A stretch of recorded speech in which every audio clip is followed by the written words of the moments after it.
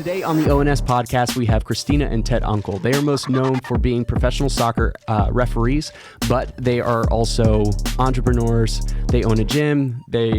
Christina's a lawyer, and we talk so much about so many different things. So I'm so excited for this podcast. Please enjoy this episode.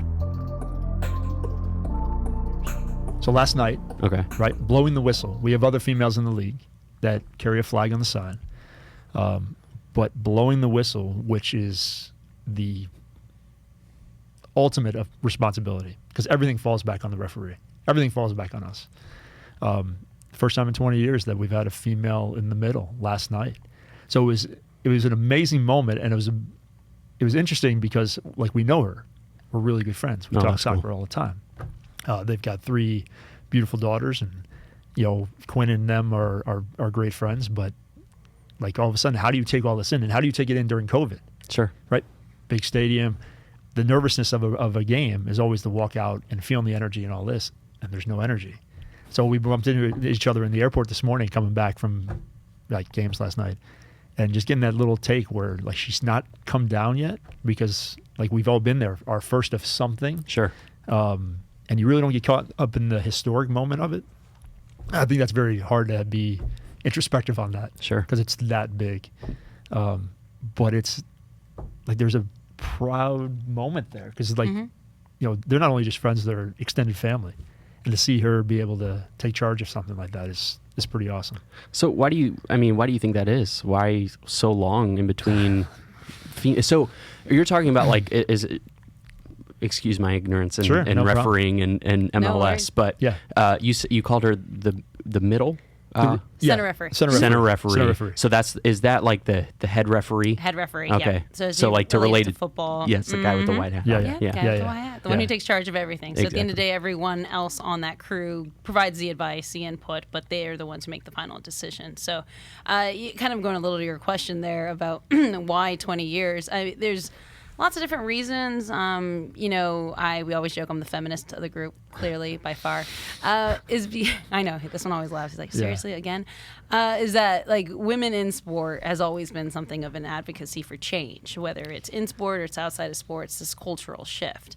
Especially in Major League Soccer, where for the longest time, right, they've been in inception since 1996. So we're talking about 24 years. And out of that, I had seen some crazy stat about they played a little over 6,000 games, and I kind of did the reverse engineering on the science or the math on that, which Ted's gonna laugh because I'm not good at math. Effectively, only 18 games have been officiated by center referees that are women. 4 of them. 3 back in 1998 to the 2000 time period. Then the Women's Professional Soccer League Division I happened, and all women referees were pushed in that direction and no longer, pushed and advocated to referee in Division I men's soccer for several different reasons. But yeah, it was just mind-blowing to know that less than, I think it was 0.29% of all Major League Soccer games have ever been officiated head center referee by a woman. So I'm like, we haven't even have half a game. Right. Wow. And it's just mind-blowing. Yeah. It's mind-blowing because there's been plenty of people that have been qualified. Sure. So it just kind of leaves you scratching your head. And for me, you can always look back and say, woe was us and X, Y, and Z. Or you can look forward and say, what created a culture and environment that allowed for that to happen for 20 years? Who were the voices at the table, and what voices at the table do we need to make sure that we don't revert or go backwards, but instead we move forwards and don't let another 20 years happen before this occurs? Sure. And I would assume, obviously, with both of you being referees, there isn't some sort of physical qualification for that. You can't. There's certain restrictions on NFL guys. It'd be hard for certain women to play NFL, even though there absolutely could be.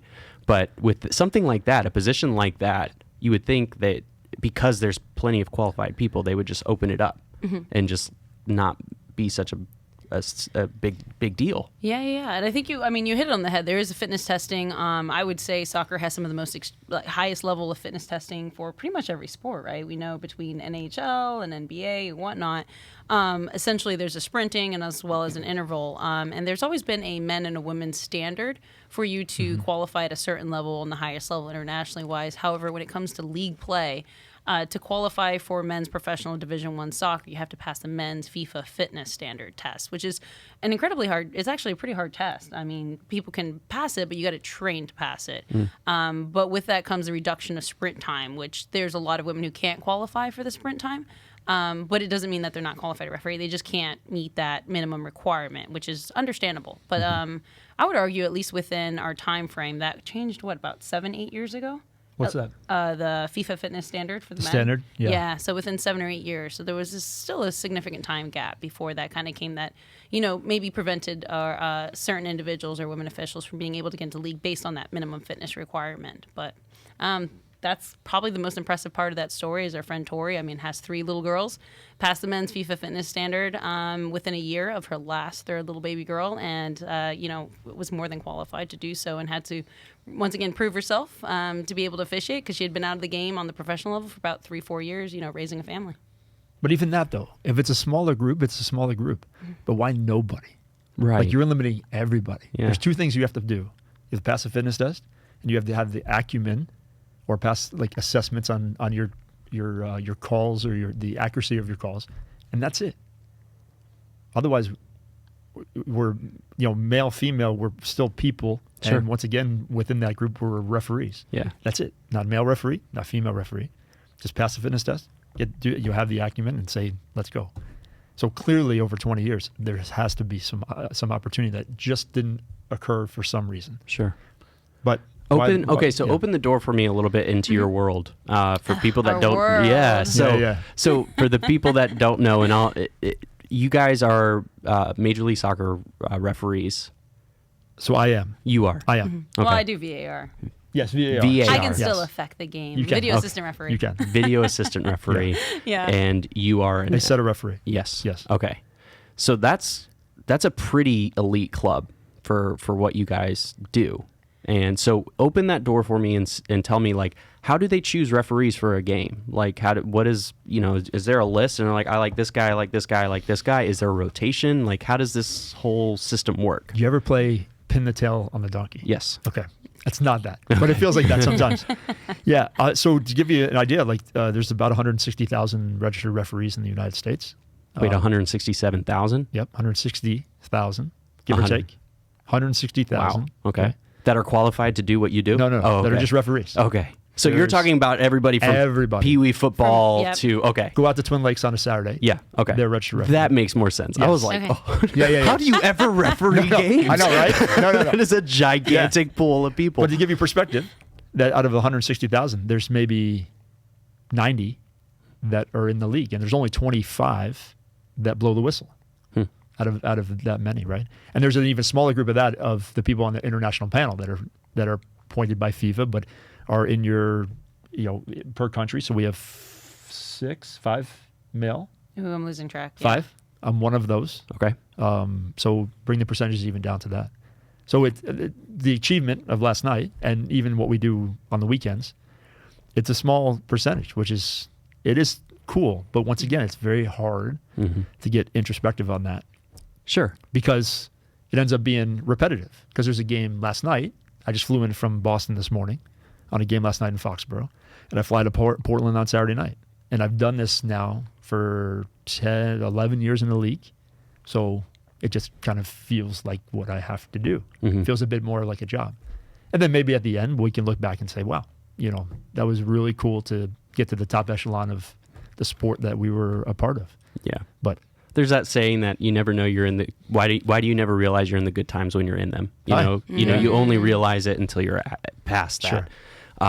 So how did she get chosen? Like, how was that whole process? Was it like, was she fighting for this spot and they finally were like, give her a chance, or was there somebody that you said at the table that was like, we need to put her in? Yeah, it's a mix of both, right? So kind of to your initial question, right, in the 160,000 referees, not everybody wants to get to the professional levels or international FIFA levels, and understandably so, because there's a lot of sacrifice you got to put in. And I always argue, like, logistics and finances defy why you would ever want to be a referee. You're truly getting to that level because you're incredibly passionate about it, and then it could be a little bit, financially savvy when you get to the top. But leading into it, everyone has to qualify, whether it's from your local regional to your state, to then the regional nationwide, and then to get selected through U.S. Soccer to become essentially what they call a national referee.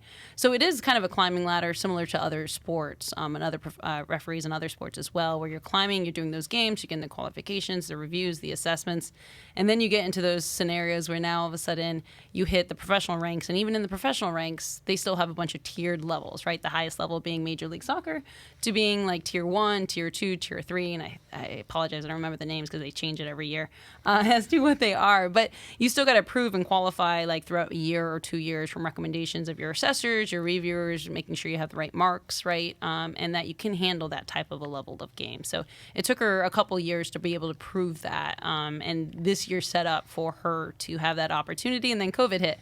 So I felt incredibly I felt incredibly horrible, especially since I was like, well, let's just cancel sports for 2020 and just reset for 2021. She's like, no, it's my year. I worked so hard. And I'm like, all right. So. But the positive spin about that is that now we have so many games in a short period of time that are shoving it in, that so many people are getting opportunities that they wouldn't have gotten them before. Sure. And that's pretty exciting to see. Yeah, absolutely. We have an equipment shortage per the email I just received. Okay. but these guys and gals are getting the opportunities. That's awesome. And that's really, at the end of the day, all you really want. Is that opportunity. Right? Is the opportunity. You can't, there's a lot of times that we can't necessarily choose our opportunities, but when you're given one, then you must take advantage of it. You must perform at the best that you possibly can. Yeah, I mean, a lot of these scenarios, especially when you're talking about a high level position like that, you get one chance. Yeah, one chance to prove yourself. Yep. But it is a unique situation that we're currently in when it comes to sports. I mean, you have basketball, football, baseball, hockey, soccer, all going on. Yeah. What did we say? March 17th is the day the world of sports died. I forgot what date it was, but I just remember saying it. Just everything just stopped, right? So it was just a weird feeling. Yeah, it's like NBA was the first, I think, to cancel the season. I mean, they were in the playoffs, and they're like, nope. Yeah, no more. No more. Yeah. We're just going to pause it. Yeah. It's been a wild year. But now it's like exciting because like now all these sports are coming back, and now it's just like, it's such, like the NBA has been stressing me out a little bit because it's like there's no rhyme or reason to the scheduling. You know, it's like there's a 9:30 a.m. Tuesday game. Right. Okay, perfect. Yeah. Everybody's at work. Yeah. But okay, that's fine. But it's good to have him back. But I want to talk a little bit more about refereeing and kind of your journey going into it and how you kind of, because for people that don't know, you're doing like broadcasting and sports commentating and stuff like that. Yeah. Did that just happen this year, or have you been doing that for a while? No. So I have zero background in broadcasting, journalism, or anything, right? If you would have asked me, what was that? Fall of 2018, if I would ever be doing any kind of television work, I would have laughed at you and said you were crazy. So it just recently happened, and it happened through essentially the refereeing component of it. So leading up to this work, I had been a FIFA referee for 7 years? 7 years. For 7 years. And through that, right, performing games, running the games on ESPN, Fox Sports, etc. Just having those teams or those broadcasting covering your games, and also through the relationships, some of the broadcasters, producers get to know the referees, which is a smart thing to do, right? Sure. You kind of want to get to know the referees, so you know the angles, get some insider information, X, Y, and Z.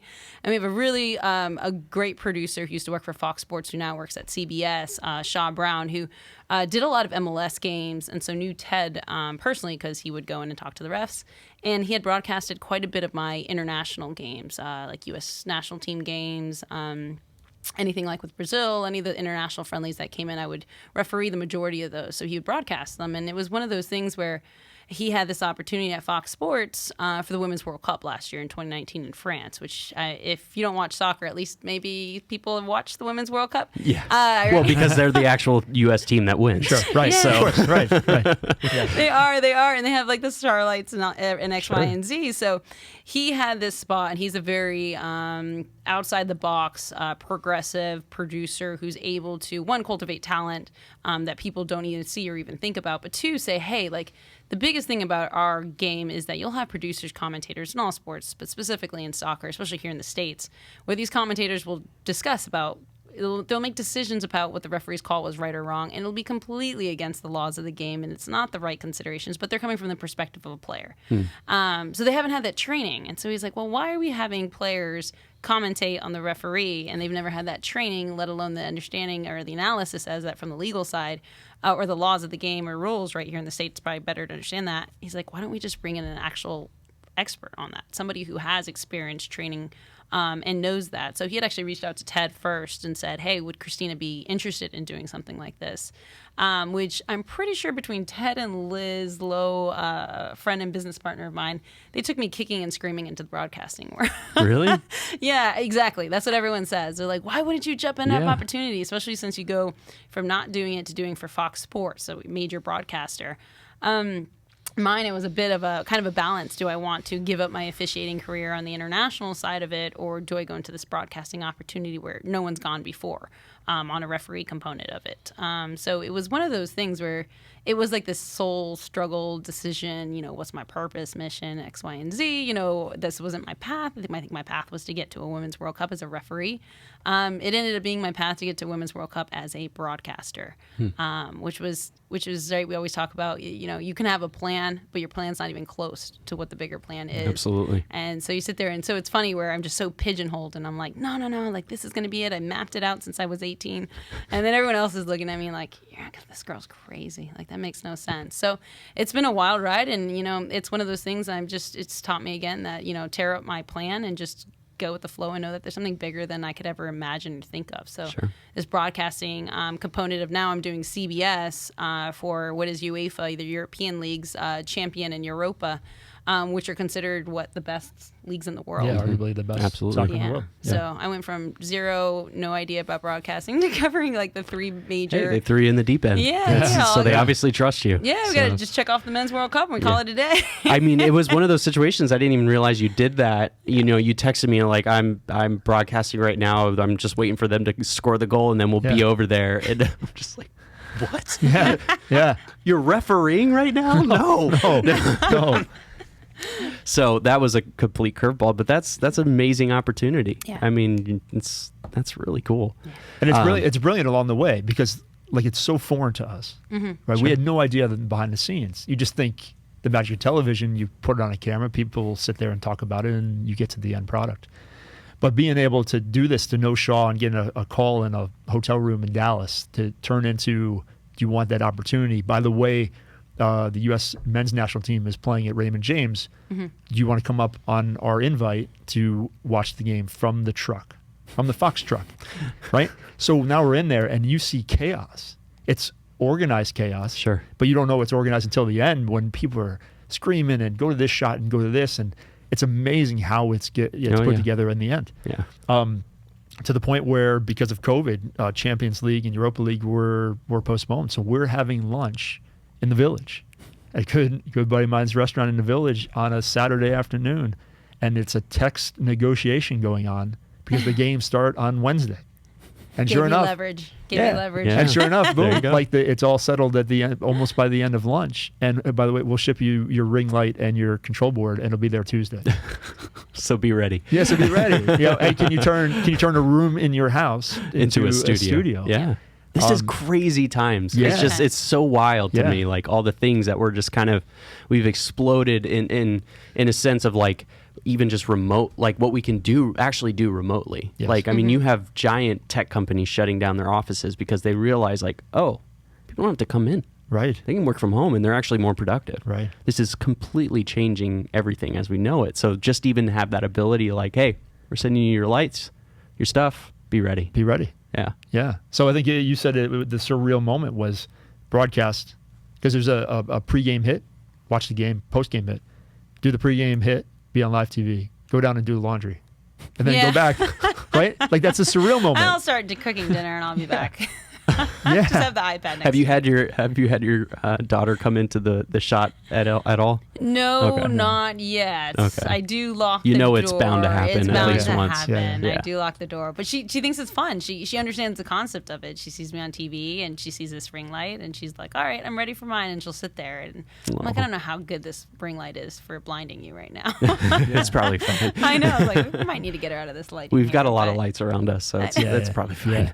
But that's really cool.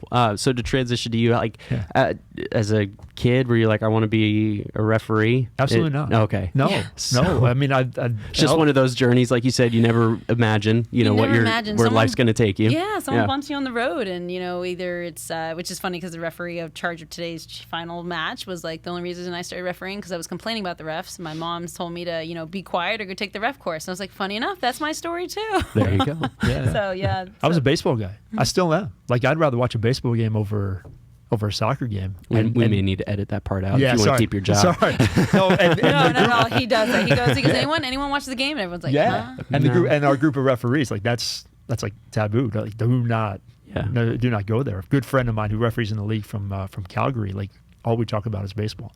And I played in high school, played in college, and I thought like that was a thing. But when my dad, when I was like 11, 12 years old, he refereed on the weekends, and I wanted to spend more time with him. So I had played soccer at the time, nothing to write home about, but that started just going, like kind of recreationally. And for the longest time, we talk about how you climb the ladder. I didn't know there was a ladder to be had for one. You didn't even realize there was no idea. Okay. I know there's games locally, and it pays in cash, and I can make a good amount of money for a part-time job and still be fit and be around sport. Let me do it. Sign me up. And then I remember the very first time where I was identified, and they said, well, we'd like you to go to the State Cup, whatever that was, and it's in Panama City, maybe. Pensacola, one of them. Southern Alabama. Yeah. Oh, okay. Somewhere in the Panhandle. Somewhere in the Panhandle. I always call it the Panhandle, Southern Alabama. I'm like, it's not Florida. And like you immediately, That's true. And you immediately think, like, you want me to go how far to referee a game that's going to last how long? For free. Like, are you kidding me? And then, so that was a moment that I couldn't believe it, because I remember back then where there was a guy when he got into college soccer and he had to drive to Orlando for a game and back, and it was that's 2 hours. Yeah. Right, 2 hours. Mm-hmm. And I said, you're nuts. You're absolutely nuts. And to think that soccer has taken me to China, to Portugal, Mexico, Trinidad, like you keep naming this stuff, and only for 90 minutes. Mm-hmm. Right? For 90 minutes. 90 minutes of work, yeah. I flew to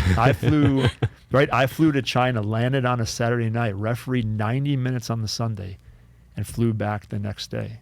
And the travel time alone was, exponentially more than the time that I was actually active being there or even being in the land. Wait, was this the trip where you left me at Portland Whoa. for Thanksgiving? That took All a by turn. myself Yeah, with I was my going to kid? say, that's a sore subject there. Okay. He's like, oh, by the way, we're going to go to a Nike basketball tournament in Portland. Oh, and by the way, I have a game in China, so I'm just going to leave you there. Sorry. It's all good. West Coast is closer. Yes. Yeah. I was going to say, It's he closer. cut down the time, Yeah. at least. But like that's insanity. And Sure. I think where you have a conversation with normal folks, like, it's hard to know that I was in LA this weekend. I was in LA, rented a Jim Nantz and Tony Romo in the hotel. Oh, okay, nice. On my game last night, on the game last night, Bob Kraft or Robert Kraft, right, the guy who owns the Patriots, standing 10 feet from me talking. That's right? cool. And then this Saturday night, I'll be flying to Portland for another game. Okay, can I come with you next time? Please. Okay. Come. I was like, Yeah, you might need come. bodyguards in Portland There right you go. now. I'll be your There's- bodyguard. there's- Sure. I'll be your there's bodyguard. riots and I got this guy. fires. I can Yeah. fight Antifa. Just bring them on. No problem. You just can't sit in the middle seat, right? Okay, Yeah. fair enough. Yeah. Fair enough. Yeah. We fight Delta. Yeah, yeah, but that's been a normal life for a long period of time. But it's a life that not many people. No, that would comprehend. be tough. I mean, for me, I'm such like a structured routine person. Yeah. Like I get very thrown off Yeah. if there's a wrench in my plans.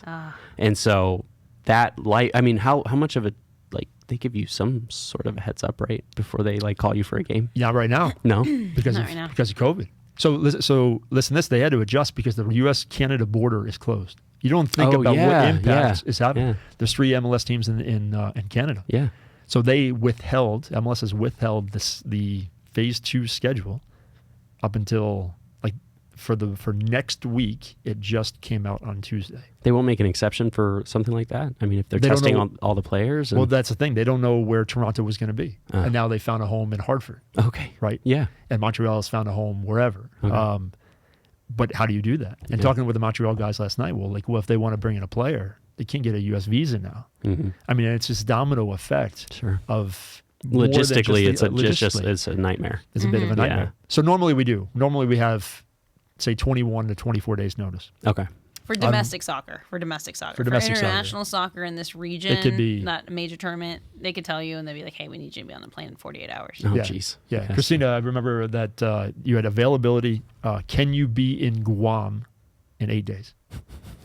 I don't know, can I? Yeah, right? I don't know if I can get there that fast. It was after, it was during Thanksgiving. I actually had a litigation matter in court. I had a trial or a hearing, and I was like... That's legit. That's a legitimate request. I had to say no, and I got yelled at on the international, and they're like, what do you mean you're not available? I'm like, I'm sorry, I can't come in with malpractice. The courts aren't open. I can't get clearance to change my court hearing schedule for my... Plus, I don't think my client would have appreciated that one. You're a lawyer? Yes, I'm a lawyer by day. I do litigation. I did not know that. Oh, yeah, surprise. So, what else do you do? I feel like you got a lot on your plate. So a broadcaster, lawyer, gym owner, mom. I'm gonna add that. Which is the biggest one. Yeah, it's the biggest and the best one.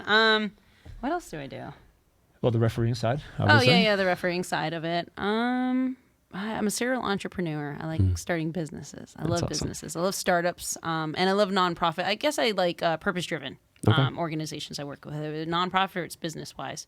I'll do some of that type of stuff and consulting with regard to those. And then, dabbling, or not dabbling, I guess it's getting more and more deeper into like gender equity work as well, too. So, all right, we'll go into that a little bit more because I don't know exactly what that means. Yeah. But I wanted to stay on track with the soccer thing. So you were saying that you kind of just rose up in the ranks and then you just all of a sudden got the call that you're the guy.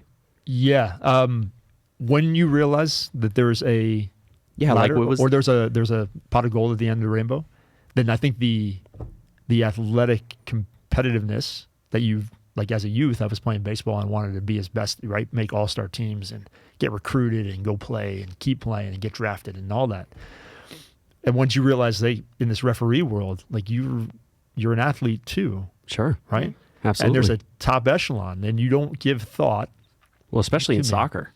Mm-hmm. Oh, you got to go. And I think the NHL guys are more fit than we are. Yeah, those guys. Yeah. So I don't know if you remember. They're more fit. I think their standards are lower, but it's essentially a skate test. It's a skate test. Which, with all due respect, and I didn't appreciate it until I actually went to an NHL game and sat on ringside. I was like, those guys are faster than the players. Like, you gotta be. You get hit. Crazy. There was a great. It was a tweet actually. Do you remember? This is a few weeks back. It was in the playoffs. The Lightning went 5 overtimes. Mm-hmm. I forget who they went with. Yeah. Right. And I don't know what a normal shift is. I'm not going to pretend for a player, but it's minute, give or take. Yeah. And they put down the shifts for the referees on the ice, and it was 97 minutes or 98 minutes. Can you imagine? Yeah, no. Going backwards, the cardio game all has that to stuff. be Cardio, nuts. Yeah. Just nuts. Yeah. But no, so back to the thing, once you realize it, then I want to be there. And how do I get there? So you didn't just stumble upon like all of a sudden I'm a head ref. You pointed your focus and were like, I'm going to work towards that. Yeah, and you got to think too, right? I'll be 43 in February, and there's no. The one thing here, you can be fast. You can get all around the field, but there's no substitution for experience. Sure. Mm-hmm. Like this situation has come up 100 times in the past, and this is how I deal with it, or how you manage that player, or how it's just there's no substitute for it. So our average age of our group, our referee group, has dropped a little bit, only for retirement. But I mean, we were average age 40, 39. Okay. So if you think that I told you I started at 12, right? It takes a long time. You can't even be a FIFA referee until 25. 25, yeah, and that's actually a good appreciation because I started refereeing when I was 10. Didn't know anything about moving up. My incentive was cash and Skittles in my pocket while I refereed. So that just shows like how focused I was until I was 18, 19. When, funny enough, one of the 3 women at that time had identified me here in Florida. But yeah, it is. It's a process until you start putting your head down and going. And for me, it was kind of a matter of I was just probably just on a raw element, really good at officiating. I probably didn't know I'm pretty sure I didn't know the laws of the game when I started, like even moving up. I just called the game how I felt, right? Like as a player, how you would want the game called, etc. But I did, because they identified potential, move up pretty quickly, in my opinion, when I look back at that, right? Where, I was doing men's Division II soccer more consistently on games before Ted was, because it was harder for him in the sense of the male referees to get those kind of games. So it's just like more competition? Yeah, it was more competition, whereas like ours, if they wanted to push women officials in the sense of finding talent, like I was being given more opportunities than probably I wouldn't have, if Ted and I were at the same gender, I guess. Yeah, same pronoun. What did you say? Same pronoun the other day? which is ironic because there was still that ceiling, like we talked about. For 20 years, you couldn't get to the top, but like to get the levels below that, there was a bit of an opportunity. There was a bit of an opportunity, but it took a bit. I mean, I started 19, and then as soon as I was old enough to be a FIFA, they made me a FIFA. Which is funny because I didn't really understand the implications of it. I was like, sure, why not? If it works out, it works out. And I was like, white. I like white stuff. Yeah. It was a process, because I'll think about it. Like, it was a little bit surprising. Even I was just like, man, I've refereed professional soccer for about 12 years now, 11 to 12 years. I'm like, that's a long time. Like, that's someone's career to a certain extent. So when people ask me, quite often, how does the, legal world help you with the referee world? And I just kind of laugh. I'm like, that's my longest career. The referee world helps me for the legal world. Like, the referee world is the pressure-packed, split of a second decision. You see it once. I mean, now we have video review, but only in like MLS, right? But in like the first division women's, you just got to go based on your instinct, training, experience, and familiarity with the players in the league. And I'm like, that's pressure packed when you're on TV in front of millions of viewers. Sure. And you're basically just making a call that you're really hoping is right? If you didn't get that full, really good look. I'm like, the legal world's easy. I could be like, you know what, judge, give me a quick, let me talk to my colleague, right? Or give me a 2-minute break or something while someone's getting all ramped up and crazy. And you're like, that's not pressure. Yeah. That's not pressure. Which is funny, because in the litigation world, everyone's like, all of this is pressure. And you're like, nah, it's fine. Well, I would imagine, I've grown up watching sports my whole life, and usually some of the most unpopular people on the field is the refs. So, certainly. Yeah, I'm sure. I have my fair share. You have 50% of the people angry at anything that you say or any call. The key, at least for me, the key thing is piss off the least amount of people. It's essentially the motto. I was like, what does that mean? And I'm like, you're just going to accept it. I think that helped in life too, growing up. Was I just grew up knowing that not everyone was going to be happy with the decision I made. Yeah. So I got to make a decision based on what I see, what I have in front of me, and my feelings, my thoughts, my experience, that. And you just make that decision. So it kind of helped transcend into life. That's why I kind of emphasize, it's funny, Jamie Watson, who was covering the Nashville game, was like, I'm going to be a girl dad. I'd love my daughter to referee soccer. I was like, all right, sign her up. I'm ready for it. He's like, what? I was like, hey, it's probably one of the best. I mean, it's not easy to put a minor in a soccer game or any youth game and to hear parents or adults yell at that individual. And just wondering why we keep losing referees, and like the re-registrations are so incredibly low right now, to a point where it's, we just don't have enough officials to cover these games. But it was probably one of the biggest things, because either I had to figure it out in the sense of get an exterior shell, or learn how to compartmentalize things. And I learned very quickly at the age of 11, 12, essentially, it's not me as a person they're yelling at, it's the uniform. Mm-hmm. Sure. So it gave me that ability to say, okay, how do I manage? How am I responsible for people that are twice as old as me? People who could be my parents. I used to referee the adult amateurs, especially here locally in town when I came into the area. And some of them were like, I could be your, grandfather. You're like, yeah, you probably could be. But I need you to do what I'm asking you to do and telling you what to do. I'm no longer asking. So, but it just helped a lot with just management of individuals, especially when they're passionate and not thinking rationally. I think that's a solid trait for anything, not just for refereeing, for entrepreneurs, for, my wife's a counselor, and therapist, and she is probably the best compartmentalizer I know. Mm-hmm. She will see 8 people in one day, 8 people straight. And that's 8 different stories, 8 different, different emotions that you're dealing with, and all of these things. And, some of her cases are super heavy, and she's able to shut it off and come home and be smiles. And some of her cases are just devastatingly sad, and she's able to be happy when she comes home. I think that's just an amazing ability that I try to get better at every day. Sure. Well, you said 8 stories. It's 8 layers. Sure. There's layers and layers and layers. And then she wakes up the next day and does it all over again.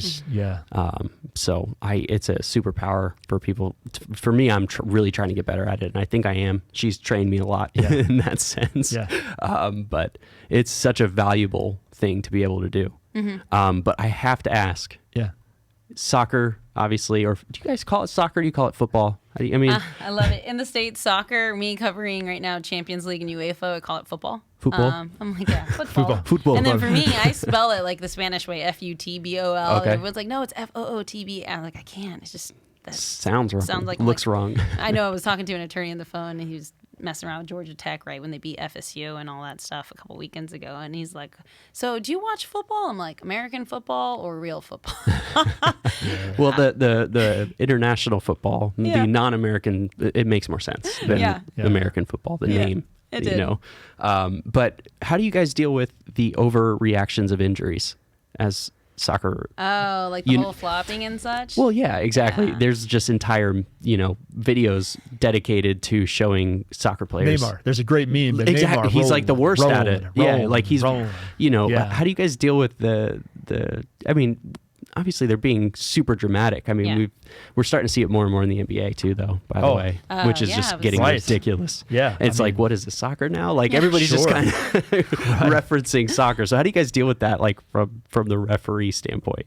All right, so the PC answer is it's a delicate thing, right? Because especially now where there's so much focus on head injuries, that once somebody holds their head, I'm obligated as an official, because the league doesn't want that to continue, right? That play to continue, because what if that is a concussion? What if that is a serious injury? And I'm just an official. I'm not a doctor. So now in the league, we have not only the athletic trainers and for the teams, there's a VMD, right? So a venue medical doctor or director there. And we have to get them on. So we've known this, stereotype of this, rolling around injury on the ground to try to deceive the official for a long period of time. And when this came in, like the automatic immediate stop when someone's holding their head, I'm thinking, well, this is going to be exploited too, because if a team is countering against me and I'm slightly injured, why don't I just go down and hold my head? Because we know the official is going to stop it. And now we've put a new defense into that. And that's a tough thing. That's a really tough thing to do, because even if someone is injured on the ground, they're getting treatment. I mean, time matters in soccer. The game, and then that pressure builds, and hey, referee, get him off the field. But like you can and you can't, and it's all a feel thing. Yeah, the clock doesn't stop. Yeah. Well, and you can add that on. That's you no can problem. add it on at the end. That's for no sure. problem. Yeah. But what if he truly is injured? Exactly. And I'm pushing him off the field. Then I'm, as a human being, showing no empathy to there, and that's not a good thing from our success or even to theirs. The diving thing is one of the things that I can't stand. Like I absolutely disgust about our game. Anytime you try to deceive me, or deceive an official, like what are we doing? Yeah, 8 times out of 10 though, I feel like that's the case. Yeah, and it's tough because a lot of it's certain players too. There's some who are a little bit more egregious about it than others, and you don't want to not give them the benefit of the doubt they made contact, but you're like, you just put a lot of mustard on that, which is making my job. And that's what I tell them. Well, I'm like, exactly. You're making my job harder. You're crying wolf. Yeah. Because there was that situation, the one player that was biting people. Yes. Like Torres. Torres. Yes. A really good transfer and a lot of money when he moved over. It was just unbelievable. I'm watching videos of this guy chomping on people's necks. So that is a serious injury. That's, first of all, it's gross. You're not 3 years old. Yes. Let's be an adult. Bite people. Yeah. You can't bite people. It's like you go back to the psychology, right? Laura can tell you, right? Of why people bite people is because they can't communicate or express themselves in words. And I'm like, as soon as I saw that, I was like, clearly he has a communication issue. Yeah. But I think we try to deal with it from an education standpoint, right? Like we know going in that we're going to do our homework, and certain cultures play a certain way, right? Like the English game is very physical, right? The German game is very physical, big guys, right? And you anticipate that. So like if I have an international friendly, if I have Germany against Iceland, oh man, it's going to be fun because they're going to bang, and they're going to accept and accept the contact, and we go. Yeah. If I have Peru against Ecuador, and I can say this because I'm Hispanic, there you go. They're going to be much more dramatic. It's going to be much more dramatic. It's just in our blood. But you know what? What I've learned over my international career, Like, I love those games the best. Yeah. And I don't know what it is. He's actually good at refereeing those what we call CONCACAF, which is our region here. Okay. Those But even the South American teams, like, I love it. I don't know if it's the challenge. Yeah. It's a challenge to pick it out. And they have the best fans too. Oh, they're crazy. They're crazy. It's so much fun. Yes. Yeah. It is. Yeah. It's not safe, but it's fun. It's not safe. Definitely not safe. No. No safe. Definitely not safe. I grew up in kind of refereeing in the Miami area when I started advancing. So we used to do like the non-sanctioned games and Copa Latinas and all of that stuff where you're like, you guys are just crazy. Yeah. There used to be one we used to call Death Valley, and you used to go officiate, key in the back of your pocket, you get paid ahead of time. As soon as the game's done, you're waiting for the ball to go that way and all the players to run. You're blowing the whistle and you're already in your car. So by the time they look for you, you're gone. Because if you got shot, no one will hear it or really care in the area that we were at. So it was just a different kind of a crazy thing. But that balancing that and the management of those players and making sure it doesn't, because I always say, like, I always tell them, you keep putting mustard on this, that other team's going to say, you want to know what a real foul looks like? Exactly. And they're going to come in and really stick you. Right, and I'm exactly. like, Right. so, I can call these little ticky-tack fouls that you're making worse. And then they're going to be like, you know what, if I'm going to call this and get a yellow, I'm going to make sure it's worth it. Exactly. And sometimes it still doesn't resonate, but, you can only, prevent or set that person up to be like, hey, I'm going to try to protect you as much as possible. Some of these might go because I don't want to frustrate one team to that certain extent. So it's just a fine balance of the game, the environment, what are the players willing to accept, what are they not willing to accept, and how do you, like I tell people, like, when I used to referee the U.S. Women's National Team against the Central American teams all the time, they get upset and they're like, well, they keep kicking my ankles. I'm like, can you blame them? They can't stop you. You guys are too fast. Like, this is the only tactic. I was just like, just pick up your ankles quicker, because I can call 100 fouls in your guys' favor because it's truly fouls. But at the end of the day, it's not going to keep your ankles from being bruised. At the end of the day, I can only respond. I can't literally push people, to prevent an injury. No, Thought about it once. I was like, no. And I was like, oh, I can't grab them. It's like that one. You can see it coming from a mile away. You're like, can I grab them and horse collar them before they do it? It's like that one coach. I can't remember. I think it was I don't think it was an NFL game. I think it was a college game that came off the sideline and tackled one of the receivers that was running down the field. Yeah. Or sticks out his leg and trips him. Like, come on, man. I know. There's sometimes it does make you're like, I think I can complete that pass. And you're like, don't, stay here, stay here.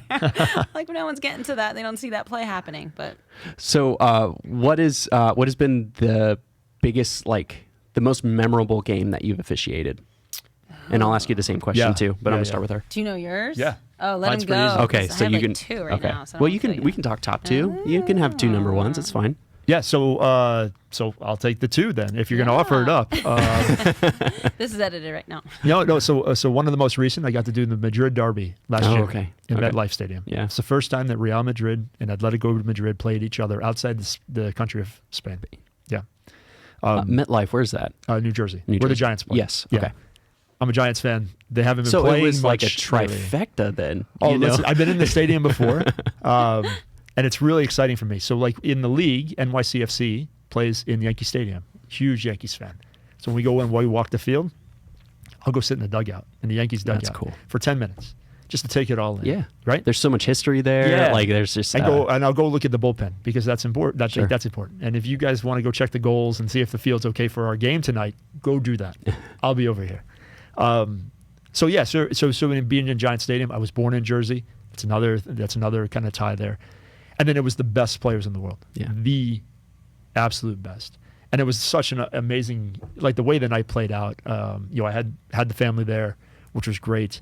There was 10 goals. There was 2 penalties. There was a fight. There was 2 red cards. Perfect. Everything you want. The most exciting soccer game. Yes, right? In the entertainment. 10 goals in one game. I know. They're like, in soccer, these are usually 0-0. 0-0. Best case scenario, 1-1 or 1-0. Yeah. I texted you. I was like, I don't know if you'll appreciate the fact it's a 0-0 game right now.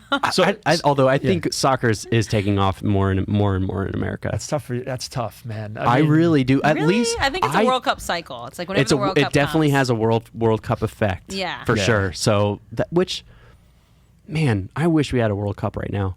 Yeah. Do you? I just think, like, I think back to the, when was the last World Cup? What year was that?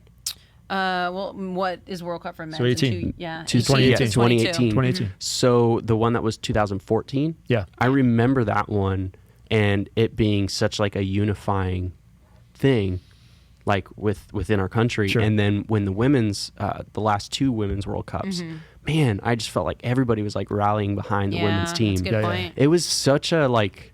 Right now in this time we need something, I which I thought we had just something that we all could rally behind, but apparently we don't. But it was just such a cool like time. But yeah, I guess it does come in ebbs and flows. Yeah. But I feel like more and more people care about it every time.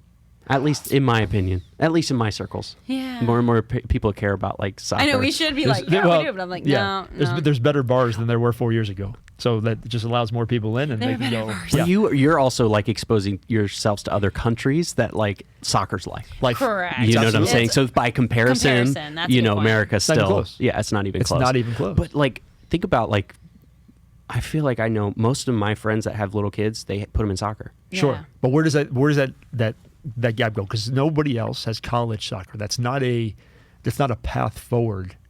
Because by the time by the time you're 8 in England and you're not in the Man United academy or the Man City academy or Liverpool academy, then like your professional path is gone. Yeah. Right? Oh, really? Like okay. it's so young. Yeah. They grab us so young, and they do such an amazing job. Sure. Of doing that. So to your comment though, I'm curious how 2026 works out because U.S. hosts, U.S., Mexico, Canada hosts the World Cup. Oh, I didn't know that. 26. Okay. Yeah. So where are they spanning that? Because obviously they'll have multiple stadiums that they'll use. Multiple stadiums. I think they've been identified.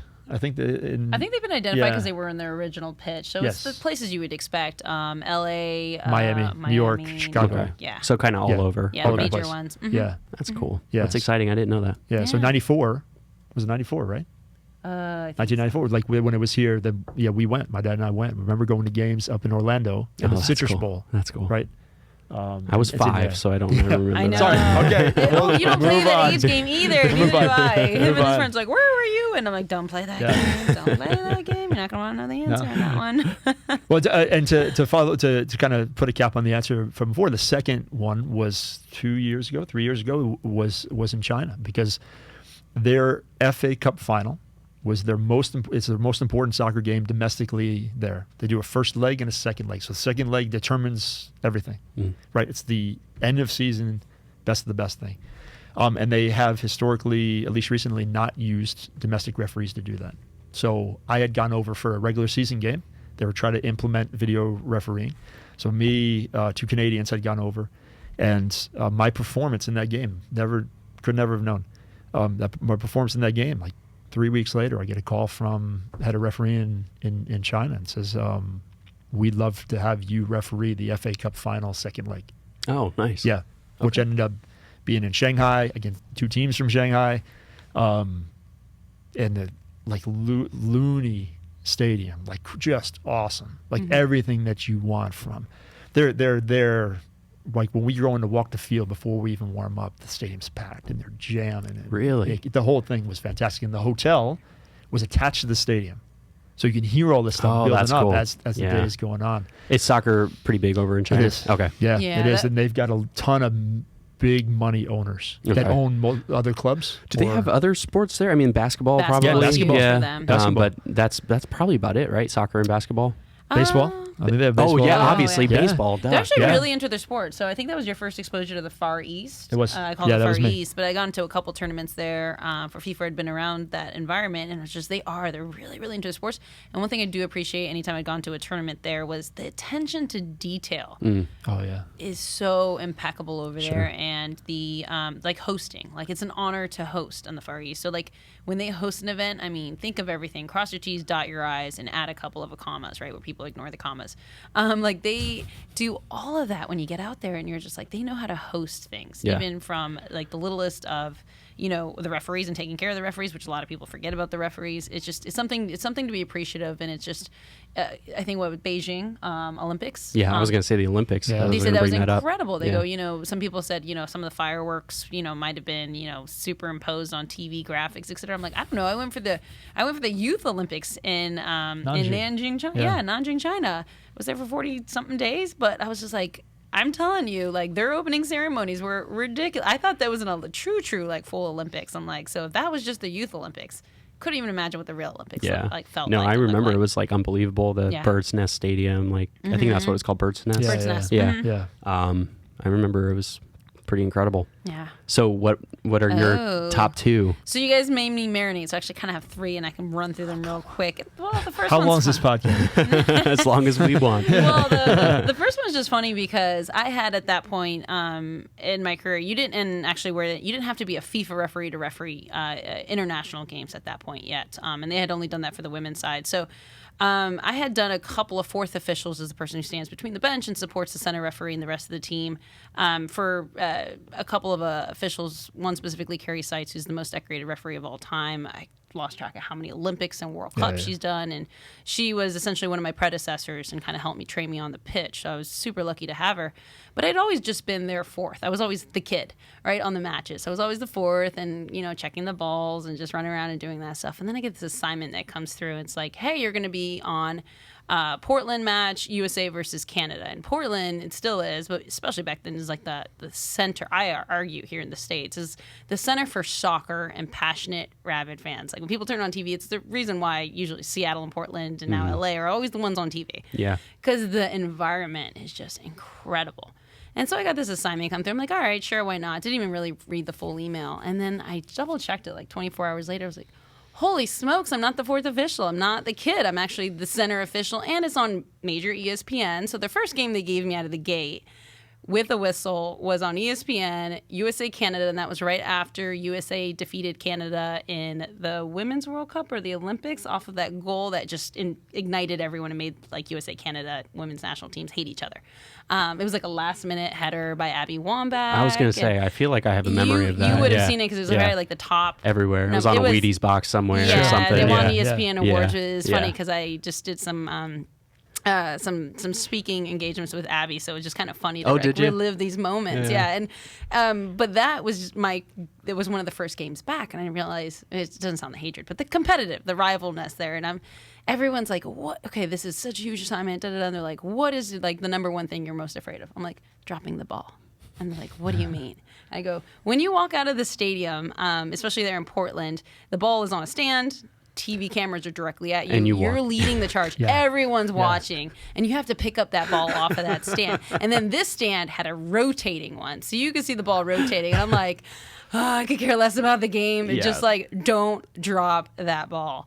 But so thankfully I didn't. Picked it up. We moved on.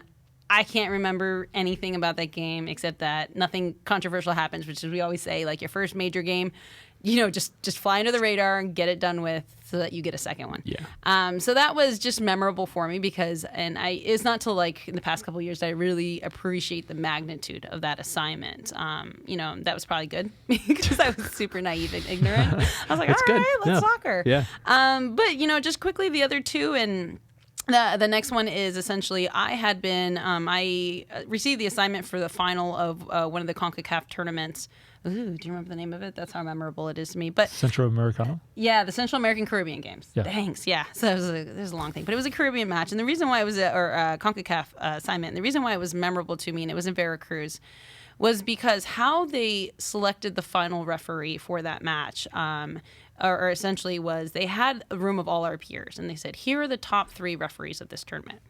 And it was I've never seen this done before. I don't think it's ever happened again before that. But the assigner and the instructor at the time is Jamaican. He's very creative in how he does things. And he's just like, here are the top 3 referees, me and 2 others. And he gave everyone a slip. And it was private voting. And he goes, vote for who you think. Because we, at these tournaments, have to go to everyone's games. So we see everyone's performances, et cetera. And he goes, vote for who you think should get the final.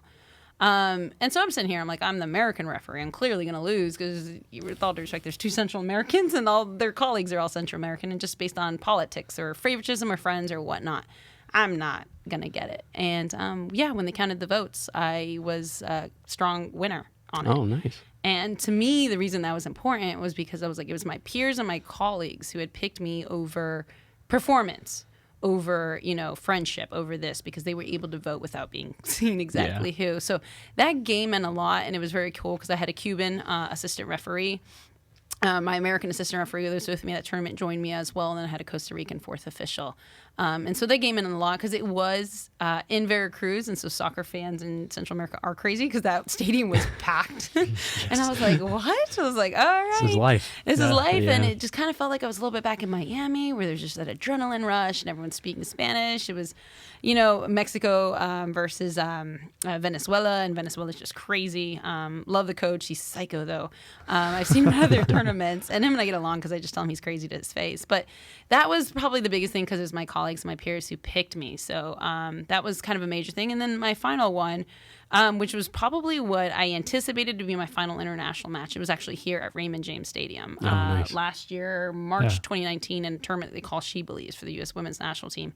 And they'll host a tournament, and best teams in the world come from Germany to Japan, Australia, Brazil. Those are the teams that typically end up attending in England, right? And I had done that tournament for 2-3 years in a row.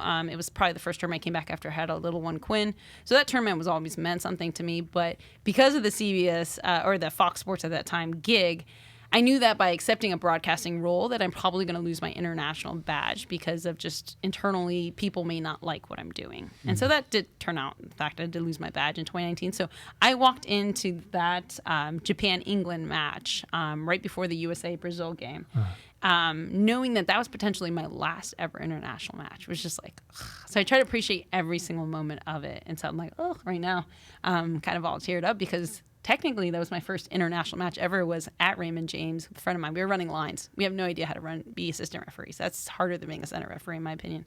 So it was kind of cool because that was where I opened up my international and also probably closed out my international officiating ever. So you're saying that you're acting like this is you're done with refereeing?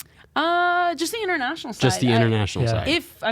We always say control what you can control, right? Sure. So I think that's just in life in general. Control what you can control. This year has proven to be very humbling for people that like to be in control. Yes. And it's funny because it's just like someone asked me something about like pride recently. I'm like, I don't have any. Like it's been definitely wrecked out of me since last year and then this year. And I'm like, well, let's go to the basics. But just stepping into that game, knowing that potentially on the international level, I would not be allowed to officiate that just because people didn't like what I did with the TV stuff, which is ironic. Yeah, that's kind of weird.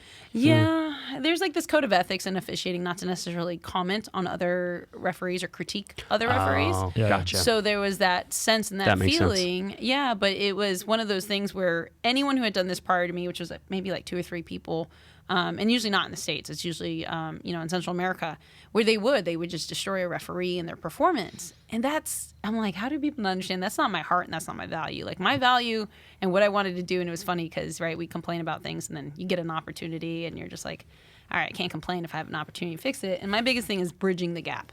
How do we get the viewers, right? Because we all know no one comes to watch the referee ref. I mean, I know we're everyone's favorite, but we're not. That's what I do. Yeah, exactly. Well, that's what you're going to now do. You're going to turn around and is Christina Ted there? I convert so many people. Yeah. But you'll hear commentators, like I said, commentate on the game, and it's completely wrong. So it's essentially my goal is like, how do you bridge the referee world with the player world, with the coaches, with the viewers and the audience? How do you get the right information? Because we watch other soccer around the world, and the commentators know the laws of the game. They're able to basically break it down and analyze it really, really well for the most part. And the viewers are also really educated. Here, people are like, oh, no, and you're like, not even close. Yeah. So, like, my job is essentially to eliminate the role that I'm doing right now by educating all the broadcasters. And funny enough, today I talked to one, and yesterday I talked to the other one, and I'm like, here's the deal. Like, I want you guys to be so educated on this that there's no need for my role anymore moving forward, that the viewers are listening to you and knowing that you know your stuff. And it's been enlightening because that was my goal and my purpose of actually taking the broadcasting gig and knowing what I was giving up. And I always say your values aren't your values unless you're willing to sacrifice something for them. And so that's why I went kicking and screaming into the broadcasting world, because I'm like, wait, I'm sacrificing this. But it meant more for me to sacrifice that for fulfilling this role. And it's been great because the broadcasters and commentators have been like hungry for it, like educate me, inform me. And I'm a big proponent of education in every area of life, right? Like the more one knows, the more one is educated on a topic, a scenario, et cetera, the better they're able to make a decision or analyze something, whether it's politics or it's just their life at home or whatnot. So that goes all back into the purpose-driven. I was going to say that you're basically doing what you do for businesses, like, being that serial entrepreneur. like, and if you do like business, tutoring or whatever, mentorship. Or owning a gym, Scorch Fitness. Yeah. So how did that come about? Like, did you guys just like randomly like, let's start a gym? You would have asked us 2 years ago too. Would we own a gym? We would have said, there's no way we would have owned a gym. It's like the worst business plan ever. Yeah. It's terrible. Terrible. But we never would have anticipated owning a gym. Like it's just, and that's what the kind of funny part is of not having necessarily, or nothing going according to plan, but being bigger than you can think of. So just kind of briefly, at least in the introduction, is Liz Lowe, our business partner, certified strength and conditioning coach, certified athletic trainer. Her and I met back now, I think it's like 9 years ago at IMG Academies, just down the street. And I was doing my MBA internship there, and she was starting to kick off what they would call Ignite 360, which is essentially how to bring everyday athletic training, or how to bring athletic training to the everyday person. So essentially trying to do what was bigger back then, or not as big back then, but essentially boutique strength training for, because they're class bases. Yeah, go into that a little bit more. Yeah. So if you go in, so essentially she creates the programs, Liz creates the programs, and based upon her education and having worked with elite athletes, and where her heart is general population. We call it general pop. It's like prison. I know. It sounds like every time. I know, like Gen Pop, and then I heard it on like a TV show. And I was like, maybe we should change that term.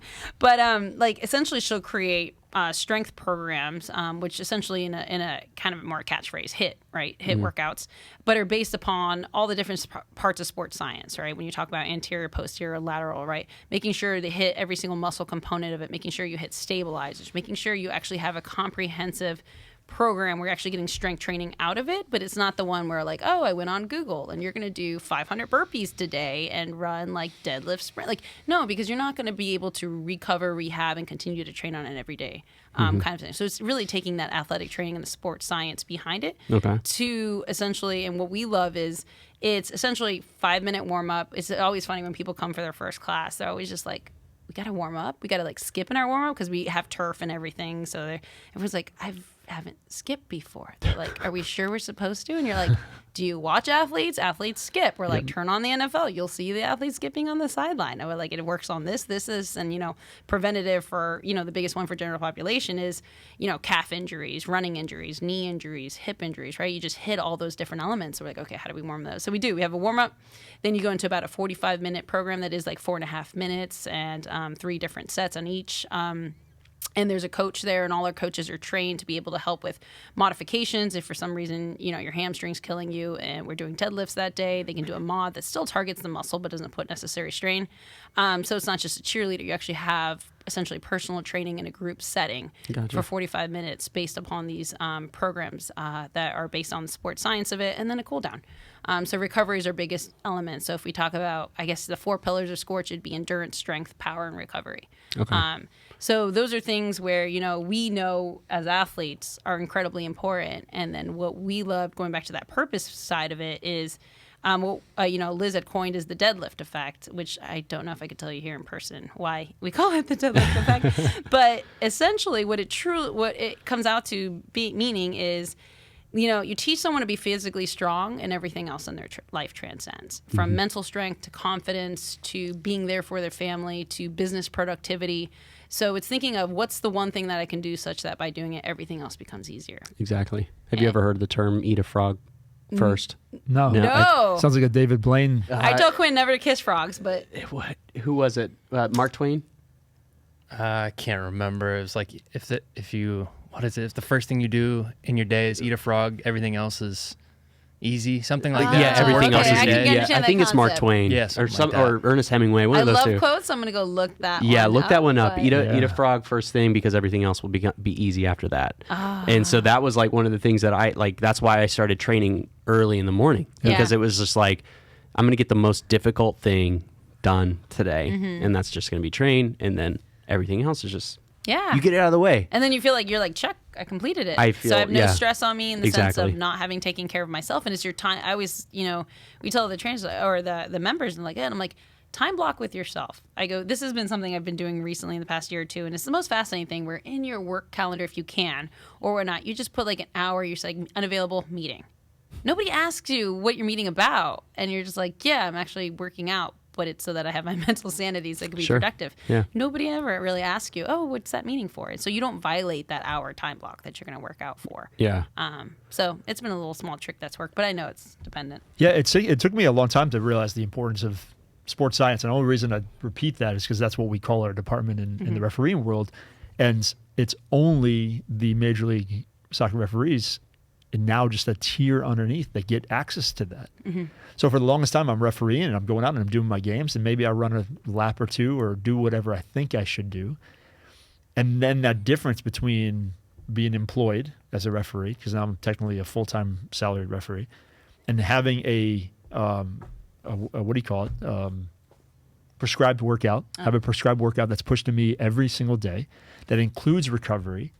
Like I'm completely transcended because I'll be, like I said, I'll be 43 and I could arguably be in the best shape of my life as I've ever been. It's always fascinating when you beat the 25-year-olds. I'm like, yeah, no, absolutely. Right? I mean, yeah, there's plenty of guys. I mean, even all the way up to like 52, 53 that they're like, I'm in the best shape I've ever been. Sure. I've never been in this good of shape. Yeah. So, I mean, there's plenty of time to continue to progress. Right. So when Christina had brought the Scorch idea, like, hey, how can we get involved or invested? Like that right there, being able to bring it to the normal everyday person, awesome. Because like even in our profession, it's so limited. Sure. Why can't we give it to everybody? Because it's it changed my life. So let's try to change as many people as possible. And then you start thinking about, well, where can that go? Can we have a digital component that reaches even beyond, right, our flagship store? Right. Can we have a community component that brings in people that wouldn't get into the gym for whatever reason, be it economic reasons or social reasons or whatever? Can we do that? Can we bring it to a Girls Inc? Can we bring it to a... Yeah, I would think, you know what I mean? I would think the two biggest hurdles would be the price. You know, people always complain about price, especially like when you have different gyms that cost like $10 a month. Sure. You know what I'm saying? Right. And then you have your more like what you call boutique style training, you know, that does cost a little bit more, but people don't look at it as an investment in their health, you know? Yeah. But then the other thing is just it's intimidating for a lot of people. It is intimidating, which is why we had these great guys do a video about it. Morgan from 1836 is That's right. engineering over here. Name drop. Because it is. People would be like, I'm scared. And you kind of hit all those things. Like I personally hate the fitness industry. Liz hates the fitness industry. I think we all hate the fitness industry. It's created. I got to be careful because a lot of the fitness industry is what I'm in. No. And they'll appreciate this, though, because the part I hate the fitness industry, it's created or made so that it makes people hate themselves. It makes people say, like, I don't look like that person with ripped abs, or I don't look like this person, or I need this device or this item so that I become better, or I need to get on this fad diet, or I need to go this, and like keto. Like, okay, great, keto works for some people, but if you're true training, like keto's not going to have the right nutrients to be able to sustain you, and then all of a sudden you're going to pass out, and you're going to be like, what happened? So we don't like the fitness industry. We're in the human performance industry. And the reason we say that, and that's why we kind of harp on it, is because we want each person to achieve what it is for them that they define as their why, their purpose, their mission, right? So we call it vanity goals, right? Or aesthetic goals. I want to lose 2 pounds. I want to lose 3 pounds. We're like, well, that's nice. And you can have an aesthetic goal. But let's really dig deep down. Why do you have that goal? Like, what will losing 3 to 5 pounds mean for you in life? Well, I'll just fit better in my clothes. Okay, great. Why do you not feel good in your clothes? Like, it's just going down to find that why and that purpose and say, how do we make you as a human tick at the highest level that you're able to perform at the core and actually love yourself, so that it's that concept of being in an airplane, right? If the masks come down, and I always explain to people, I'm like, the masks come down, you got to put it on yourself first before you take care of others. Sure. And it's a weird concept, especially when you have a kid. You're like, I don't want to put it on my kid first. You're like, yeah, but if you pass out, you ain't going to be any help to your kid. Well, that's the same thing in our everyday lives. If you're not functioning at the highest level, and some of that highest level, and a lot of people will be in the health, how do I feel, maybe how do I look, but at the end of the day, trust me, if you're not looking at the looks, but you're looking at how you feel, you're just going to naturally. If you want to say, I want to run 5K, trust me, the weight's going to fall off, right? Exactly. So instead of working on that, say, hey, well, how do I run my best 5K? Okay. And those are the purposes that we're trying to hit, the HPI, the human performance industry, the HPIs that we're trying to hit and essentially create for that. And it comes back to the fact, like, if you said we own a gym, we would laugh at you and say, heck no. But that component and knowing how it's impacted us in the athletic world, seeing how to your point, many of our members, everyone's like, oh, they must be. And we're like, no, our median age is usually between the ages of late 30s to early 40s. Right. And that's usually the base set of our members. One, because the price point is higher, and I had heard this great podcast with Joel and Ryan talking to some branding guy. And I think with Ryan, with Amity, was like, how do I get that coffee station, someone gas station, someone who drinks coffee at the gas station to buy Amity Brothers, which is, ethically sourced, full roasted, that coffee. And the guy was like, you don't. That's not your clientele. Yep.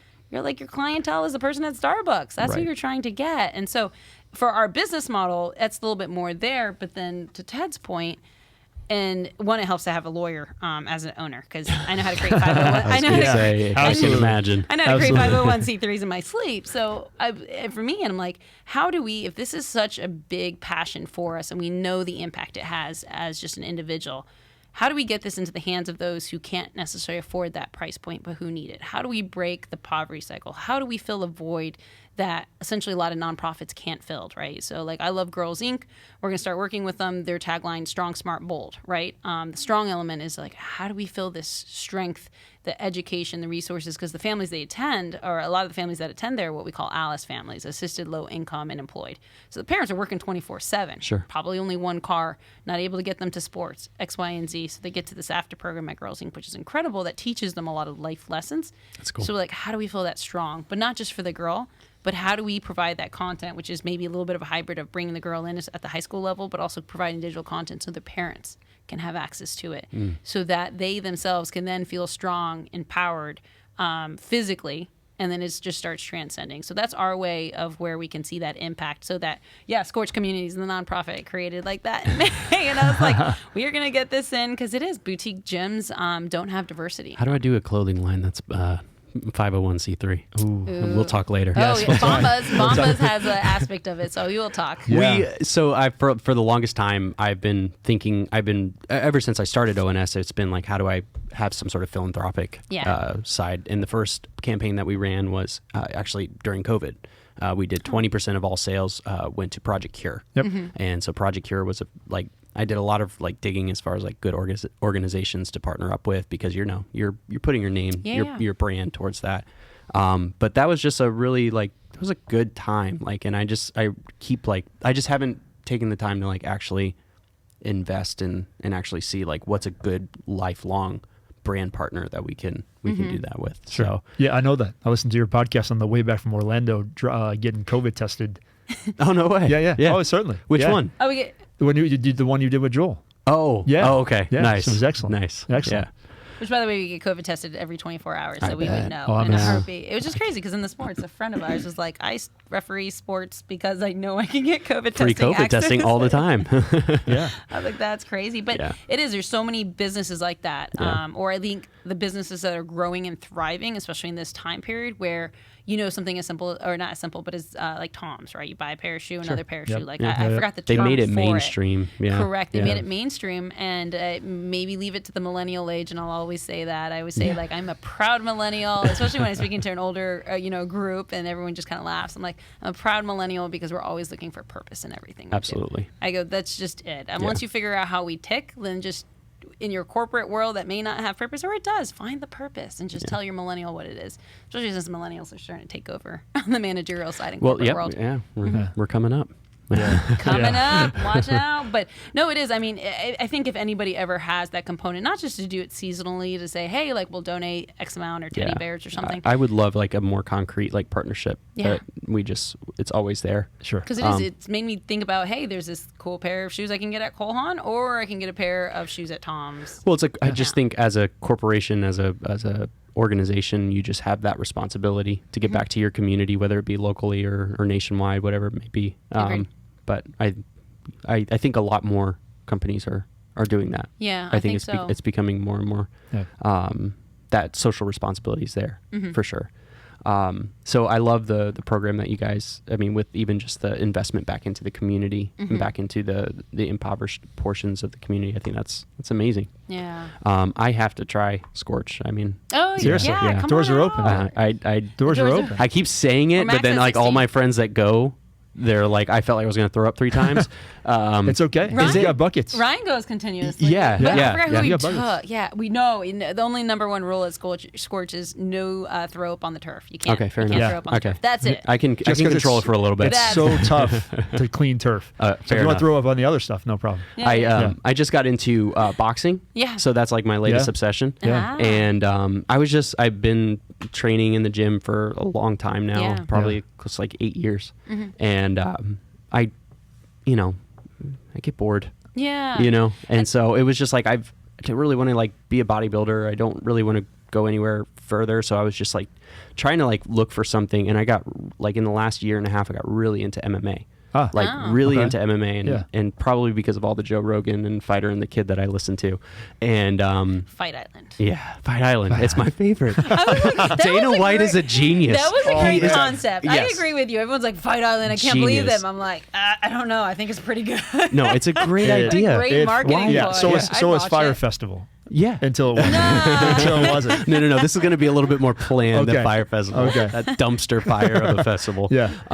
But yeah, that was just like a thing that's just kind of, it had the functional training, obviously, and the functional aspect of it all, but also it's like very good utility. I listen to a lot of like ex-Navy SEALs and stuff like that, and they're just like, one of the mantras of Tim Kennedy is like, I just want to be hard to kill.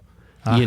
So I just want to get through a day. I just want to piss off the least amount of people. Yeah. I don't So- want to get killed. Yeah, I but mean, it's just like you everyone has a listen to some of mantra. these guys and you're just like, man, if shit hit the fan, Yeah. I just want to be able to know like I could protect my family in a sense. So like that has always been like something that I've just been, it's piqued my interest in the last year. So I finally like I'm all in though. It's just like one of those things. So I'm trying to balance like doing that while also continuing to do weight training because I don't want to like shrink up and shrivel up and because it's all cardio based. It's like all cardio based. You know, it's funny because my motivation for being in shape, sure, I got to do it for my job and be on the field, but like I coached high school baseball here in town at Riverview and Cardinal Mooney for 12 years total, right?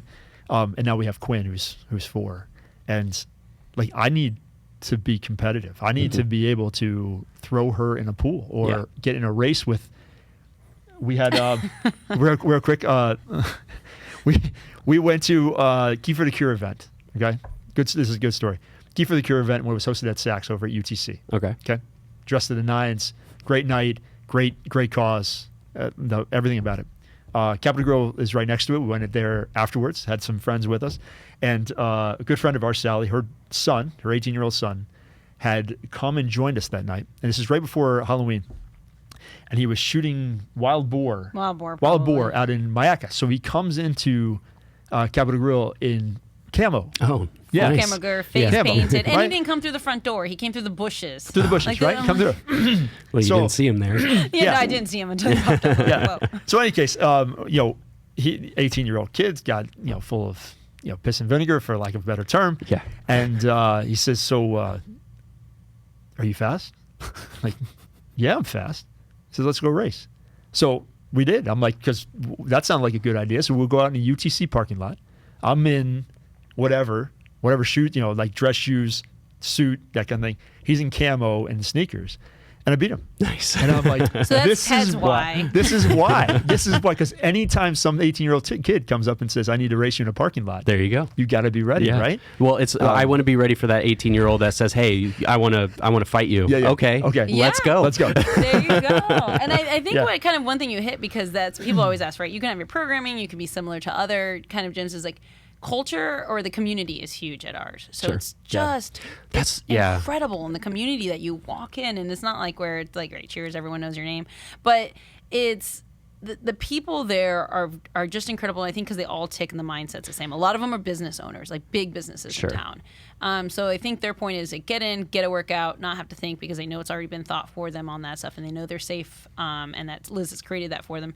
But they also are able to just be normal and have those conversations, and they all, I mean, we call it the coffee club, like the 6 a.m. coffee club, they're all in there, and just the people that come in and out, that culture is just huge, and that community is huge, which we call Scorch Nation, which sounds kind of hardcore, but I think you see that a lot. Even we just shot a film for an athlete spotlight. It's something that we do here for the brand, where we do a spotlight on an individual athlete, and this guy's a CrossFitter, and so what we experienced at his gym is like this huge 1836 shot it, and it's like this community. Yeah. And you had even said that after we were done. Like, it was just like, there's like this really cool community. And I think what I thought more about it, and I think what it is there's something to the fact of when you suffer together. Yeah. When you struggle, like, that's why you see that camaraderie and when with guys that go to war together in the military, whatever.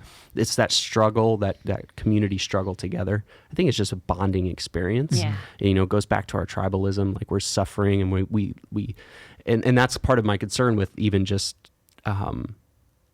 this isolation that we're feeling right now. You know, we're at each other's throats. And it's just like, there's no tribe, there's no community, there's no, like, Joe Rogan had talked about this a couple of months back. He's like, you know, when COVID first hit, he's like, you know, I thought it was going to be one of those things that, like, post like 9/12, you know, after 9/11, like the country came together and it was very like bonding, like we were one. And that's, I think, you know, that's what we were hoping for. I thought the world would be behind it. I was like, exactly. no, we all have the same common enemy. Sure. Yeah, exactly. Do this. But I think that's something that's really special with anything that you're suffering together. Yeah. And so I'm sure that's what Scorch Nation is feeling, is this like community, because we struggle together for this hour-long workout, you know, and because and that lives for a solid hour, and they're like, wow, what's she thinking? Yeah. So it's awesome. That's awesome. I love that. Yeah, but it is. I mean, there's much to be said, and even though thankfully, right, it probably one of the worst outside of restaurants to own during this COVID period is gyms. Gyms and restaurants are the two worst businesses, statistically speaking. Yes. Yeah. Well, and I want to own both. Yeah. So. Yeah. I have dreams to open. Well, you know what? They're going to both. get really cheap here soon. Exactly. So I was going to say, now's the time to invest, I know. I was right? thinking of that. I was like, acquisition. If this is the time. But it's just, I mean, we're just super thankful because our doors were shut middle of March to end of May, and we were, I think, allowed to open a week early. But we made sure we opened up properly and safe, because, you know, our number one is to make sure our community's safe. Within that, and plus then collectively, right? We don't want to be an incubator for anything. Sure. But everyone having been gone for so long, and then people now, we're having so many new members come in because they've felt that world of isolation. And they've also felt, I think, isolation, maybe the concept that, you know, maybe death could be sooner than they expected based on this crazy, you know, virus. Oh, yeah. We were all like faced with our own mortality there. Correct. Like, 'cause at the beginning, we didn't know what this was, and like, it was scary. And then like the COVID-20 or whatever they keep calling it, where the number keeps going up. I know, the number keeps quarantine going up. last. It used to be- Quarantine 35. It was now. like freshman 15, Yeah, and now exactly. it's like COVID-20. And you're like, yeah, your metabolism's not running enough to get it. Like, people are coming in because they're looking for that community. They're looking Absolutely. for that. We're starving for it. For it. And so that's like because you can go get a workout anywhere. We tell people all the time, we're like, hey, like, this may not be the right fit, but find a community or a culture, you know, that truly, you know, you can tap into and you can feel. Because at the end of the day, we just want people to get physically strong. Yeah, sure. Whatever that But I means. remember at the beginning of COVID, like, somebody asked Fauci, says, you know, will we ever get back to shaking hands again? And he says, if it's up to me, never. And the first time I shook somebody's hand, like during the COVID period, like you have this, like, it's this overwhelming feeling of remembering that, like, that's a massive connection. Yeah, you don't have to say a word, but a hug or a handshake, and if, like, not having that, right? And I think that's a good reason why you said why we think we didn't come back together like 9/12 during this, because we weren't around people. We weren't be able to put our arms around people. Right. And that goes such a long way. Absolutely. You know? 100%. Yeah. No, this thing has completely fought against every single human instinct that we have. You know, our instinct is to be in community together. It is to touch people. That's like how we have that human interaction. Yeah. And so it's definitely tested a lot of people. And it could be the reason why we're in the state we're in, is just this fake reality that we live via social media, and in this, you know, it's tough. It's tough. I just watched this documentary, Social Dilemma. Have you seen that? No, we've been recommended it. This one fell times. asleep in the first 10 minutes. Okay, I understand that, because Laura fell asleep 3 times. Awesome, Laura. It took us. Thank you, she Laura. loved it. Yeah. She loved it, but she kept falling asleep. Yeah. And I get that. I understand. See, if you turn But something on, it took I us get 3 stuck nights to watching. watch that movie. Yeah. And I'm like, no. And so I'm like that the last night she fell asleep with like 10 minutes left, and I'm like, I'm gonna finish it. You finish it in the morning. Yeah. And but it was so, like, it's so disturbingly absolutely eye-opening Yeah. to see that movie in that documentary and just be like, what are we doing? Yeah. Like, this is insane. And the biggest takeaways for me is I'm not letting my daughters have any sort of social media. At least, I mean, they were recommending not till like 16. Wow. Yeah. And like adults can barely handle Sure. this idea of social media. It's this giant experiment that we're all, and they kept talking about like, and I've said this in relation to fitness and nutrition, is like our bodies, evolutionarily speaking, are almost identical to 10,000 years ago. So our psyche cannot handle, like, we're used to, you know, tribalism and foraging for food and hunting for food. And that's why we have all of these instincts that come up every once in a while. And it's the same with nutrition and health. But this is something completely new that our bodies do not understand how to handle. And the manipulation on the tech side of how intricate they get with, it's a great doc. I won't spoil it or anything, but like it's something that I think especially parents, there was a part in that I started to tear up because I saw my own daughter on the screen, just like, gosh, school is so tough. That age, especially middle school, is so tough for young girls, or young kids. This cannot be another added thing that we add onto their plate. No, like when I was in middle school, if I got bullied, I could leave school. Yeah. And I can go home. Right. These kids can't leave school. And so they're getting bullied constantly, and they're seeing all these like fake things on their screen. Like we all know, like, what we see on social media is not real. We know that there's filters. We know that there's people that say they live this life, and it's 9 times out of 10 is bullshit because they just don't. Because the people that actually live their life like that usually aren't posting it all over social media because they don't want to get sued. And you don't got time for it. And they don't have time for it. Exactly. And so, but they don't have that. They don't understand that. But yeah, little plug for that. Social Dilemma. Watch it. Changed my life. Yeah, but it does it. Those are the people we see at the gym, right? Sure. Those are the people we see coming in who want health and fitness because they have this influx of all the social media coming in, telling them what they should look like. That's why I said we hate the fitness industry. Because it's like using that to turn a dollar. Yeah. So people turn into essentially widgets. They turn into dollar signs. And it's losing that purpose of who that individual is. Yeah. But yeah, it's just unfortunately, like with the litigation on the e-discovery, we have a lot of high-tech IT people at our firm, and I know a lot of people, and so when everyone's like, "Oh, I'm gonna have my stuff stolen," I'm like, it's all in the black market. Don't worry about it. Like, it's already out there. Lost. It's already there. It's already out there. I mean, we are, everything. It's just crazy when Facebook can be like, like, tag this if this is you, and you're like, all right, well, I'm on the grid, so I won't be able to get off of it. Yeah, and that was one of the interesting points they made in the documentary, is that it's we're constantly thinking like, these companies like Facebook, Instagram, they're selling our information. Well, no, they're really maintaining our information and utilizing it to sell us stuff. So they understand, like, down to the nitty gritty of like how long you stay on an individual post, almost like a timer is set.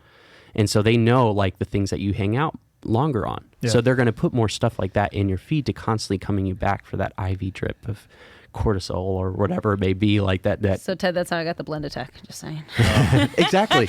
I mean, how many times has it happened that we talk about something and then an ad pops up on our phone for it? Happens all the time. So it's like we know that it's happening, but to see it so blatantly said and this blatant manipulation was like super eye-opening. If I didn't have social media for the companies that I have, that's what I was gonna say. That's the only reason. I don't have a personal social media account, and that's smart. I just have that one. Like, and if I didn't need to, and I'm gonna grow my business enough to where I don't even have to do that, because I don't want to be on it. Yeah, this one only has Twitter? I only have Twitter, and the reason I have Twitter is because I've always loved the behind the scenes thing. So when Twitter kind of started, right, it was the cell phone camera of the view from the guy who had the awesome seats at the one shot that you didn't see, or hey, how did that guy get in the locker room, or pick up something behind the scenes, like how is the sausage made? Yeah, right, kind of thing. And I still have it. I rarely post, but I use it just for that. Yeah. So I'm a UConn basketball fan. So tell me more about the program, and it's the inside thing. And the downfall to social media is the immediacy. Yeah, the absolute immediacy. So I can have a thought, and it can be on social media and in the internet forever, in a matter of seconds. Sure. Without without thinking. Yeah. We go back to Amanda mentioned this before, but like even the broadcasting thing that Christina's doing. That's why I have Twitter. They made me. Yeah. I was gonna say you were complaining about Twitter beforehand. No, they made me. But there's been two different approaches. So in the Women's World Cup, it was the hot take during the game. Here's 15 to 18 seconds. Put together the best words you can use to Explain the situation. Yeah, sorry. Explain the situation. Explain what just happened. In 15 or 18 seconds on the spot. Ricardo, I need you to talk now. Right? I couldn't do that. And now it's pregame hits and postgame hits. So you have this time to think and put together some rational thought. And you know what? Type something and maybe not use that and pull it back. And man, once you hit send, like it's out there. And how many athletes or people that are going to get jobs or now in this, everybody has a cell phone camera. Sure. And by the way, what were you doing to that person? Sure. And now you don't have a job the next day. Yeah. The ramifications are massive. Yeah. Yet it's so simple to put, to get that out there. Yeah. I remember Mark Cuban, I think it was like 8 years ago, 10 years ago, something like that. He had made a statement that like people need to be careful what they post on social media because that's going to be how you get a job. Mm-hmm. And even back then I was like, oh, that's silly. Like how are they, like how's the employers going to know? Right. I hire exclusively off Facebook. Yeah. I put the ad out and I get all the applications through Facebook. So it's like the first thing I do when I get an application is I go to their Facebook page. Mm-hmm. I see what they post. I see what they're into. What do they do on the weekends? What does their family structure look like? What is it? All those different things? It absolutely plays a role now. Mm-hmm. And it's so intertwined in our life. But 10 years ago, it was like, you're crazy, Mark Cuban. What do you know? Yeah. Well, what do you know? He's only a billionaire, but whatever. Yeah. But it's like, I've made sure that it's anything we do with social media when it comes to Scorch, or even my personal page, and one, because maybe we're officials, so we have to be careful with what we post because it will always be used against us. Absolutely, 100%. So before I post now anything, that you're on TV, you're on national TV, you got to be real careful. Even more careful. I always take something and look at it. I'm like, okay, it can be used like this. It can be used like this. Again, everyone's like, that's overanalyzing things. I'm like, yeah, but rather. And then there's the lawyer side of my right too. Yeah. I'm like, liability. But I make sure that when we use our social media channels, that we are doing it to inspire people. Yeah. Even something as simple as like our Scorch fitness stuff. Like anything on there is either information, data, or inspirational. It's educational. It's not like, hey, look at so and so. They have this set of abs, or look at so and so. Like it's just.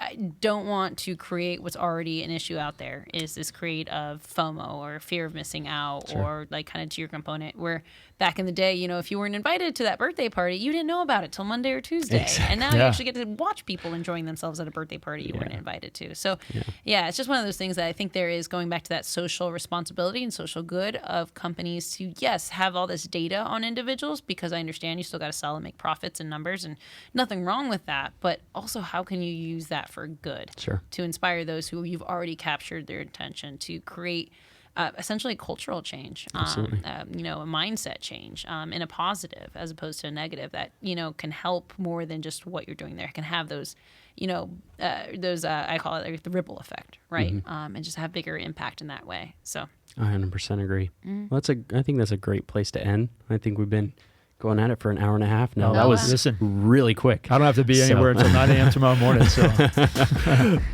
thank you guys so much for coming on. It was a pleasure speaking with you guys and really fun. So thank you. Same. Yeah, let's do it again. Yeah, absolutely. All right.